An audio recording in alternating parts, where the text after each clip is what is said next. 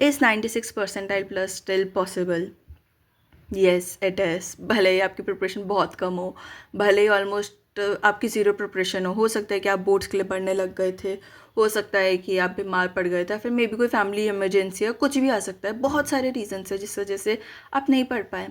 But there can be one reason कि आपको अपने पेरेंट्स को प्राउड फील करवाना है कि यार मैंने कुछ कर दिया, my parents are proud of me. इसके लिए बस एक रीज़न के लिए आपको मेहनत करनी पड़ेगी।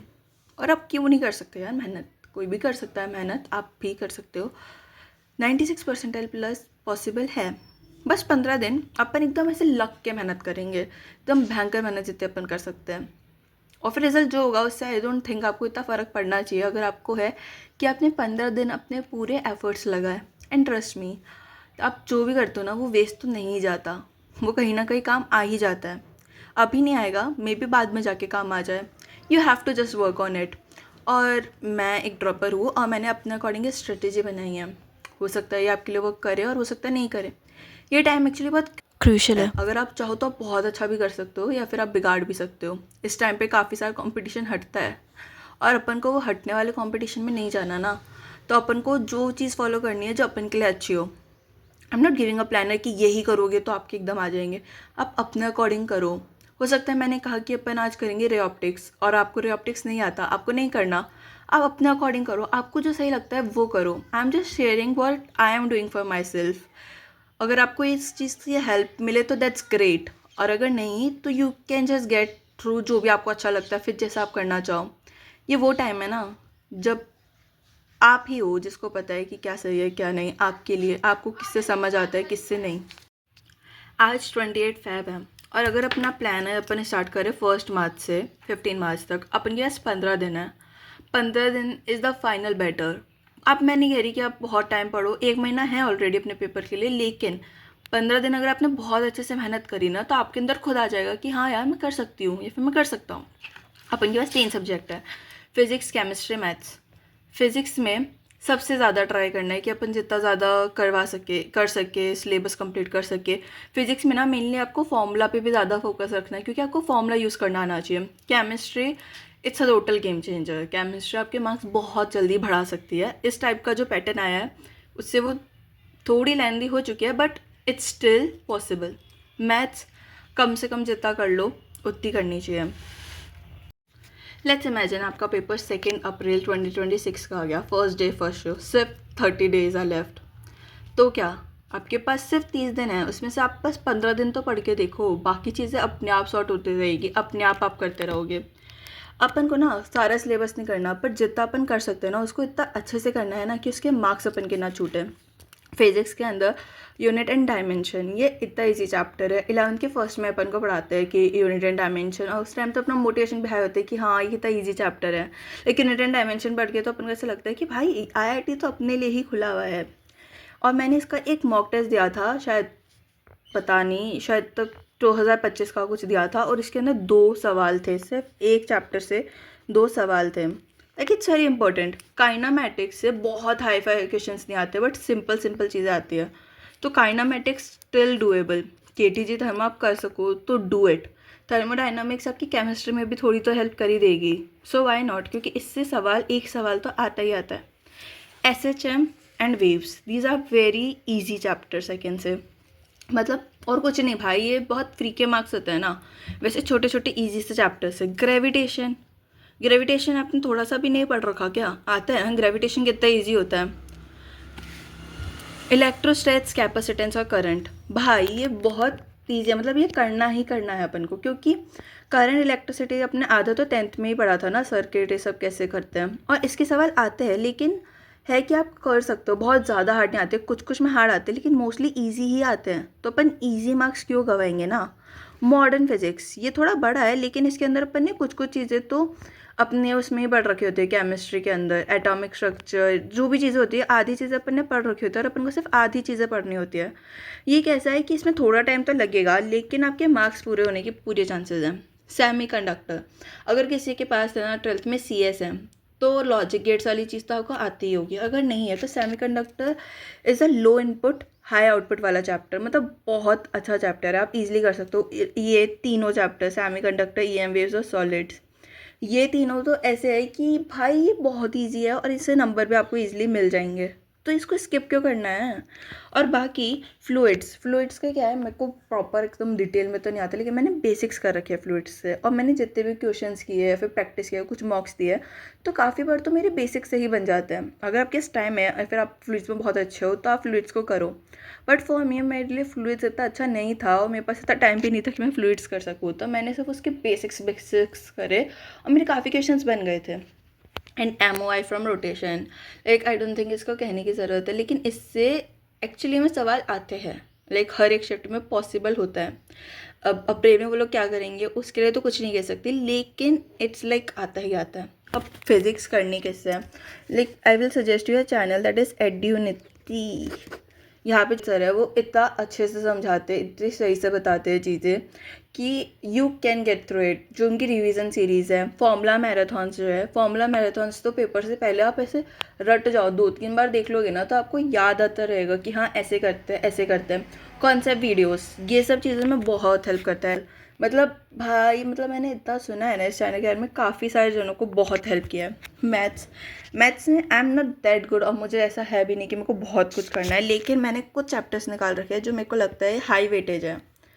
मैथ्स मैं कर रही हूँ निशान सर से, निशान sir from Vora classes, and Neha ma'am भी बहुत अच्छी है, मैथमेटिकली इंक्लाइंड करके है नेहा मैम।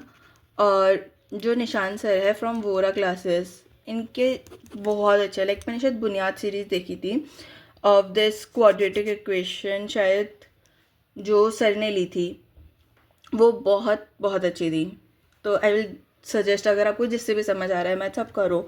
इनफैक्ट यार वेक्टर 3D से 3-4 सवाल तो आ ही जाते हैं, अगर आपने 3 सवाल भी सही कर लिए 12 नंबर आराम से आ रहे हैं। बहुत ईजी है। मैट्रिसेस डिटर्मिनेंट्स, ये तो 12th में, अगर जो इन्होंने बोर्ड्स दिए उनको पता है यार, मैट्रिसेस डिटर्मिनेंट्स वेक्टर 3D, इनसे 3-4 सवाल आते हैं। 5 सवाल भी आ गए अगर वेक्टर 3D मैट्रिसेस डिटर्मिनेंट्स के, अगर किसी ने बोर्ड्स दिए उनके लिए तो बहुत फ़ायदेमंद है ना, आपके 20 नंबर ऐसे ही पक्का हो रहे हैं। बाकी आप ये छोटे छोटे से चैप्टर्स, सीक्वेंस सीरीज, क्वाड्रेटिक, ये छोटे छोटे चैप्टर्स कर लो। कोऑर्डिनेट का अगर इतना टाइम नहीं है तो इट्स ओके, आप उसको लास्ट में कर सकते हो, लेकिन ये तो करो ही करो। मैथ्स में पूरा सिलेबस नहीं करना, लेकिन कुछ ऐसे चैप्टर्स करने हैं जो हर बार पूछे जाते हैं और वो इम्पॉर्टेंट है। अगर अपन बात करें केमिस्ट्री की, so the chemistry is actually the game changer. मतलब केमिस्ट्री में इजीली मार्क्स ला सकते हो। केमिस्ट्री में मैं फिजिकल के लिए फॉलो कर रही थी फैजल सर को। फैजल सर के लेक्चर्स थोड़े बड़े हैं, तो अगर आपके पास टाइम हो तो आप देख सकते हो। इनऑर्गेनिक के लिए साक्षी मैम, एंड ऑर्गेनिक के लिए आर्य बाबा।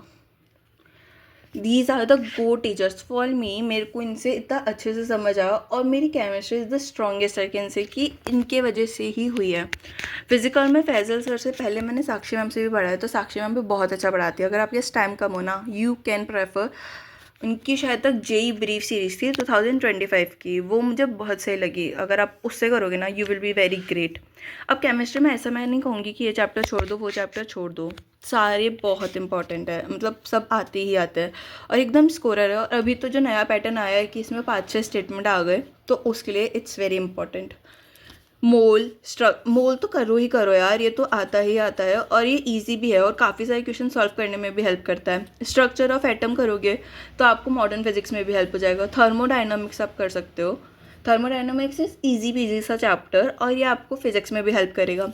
सॉल्यूशन ये 12th की फर्स्ट में होता है ना, और अगर आपने 12th बोर्ड्स दिए तो आपके लिए बहुत हेल्पफुल है, क्योंकि आपने पढ़ा है कहीं ना कहीं। और ये फर्स्ट चैप्टर होता है ना 12th का, फिर 11th का, वो तो अपन ऐसे मोटिवेशन के साथ चालू करते हैं कि IIT तो अपन को ही क्रैक करना है। Chemical kinetics such a easy chapter, लेकिन इसके सवाल आते हैं। लाइक आई नो कि हर एक शिफ्ट में 1 से 2 सवाल तो आ ही जाते हैं, सो वाई टू लीव इट।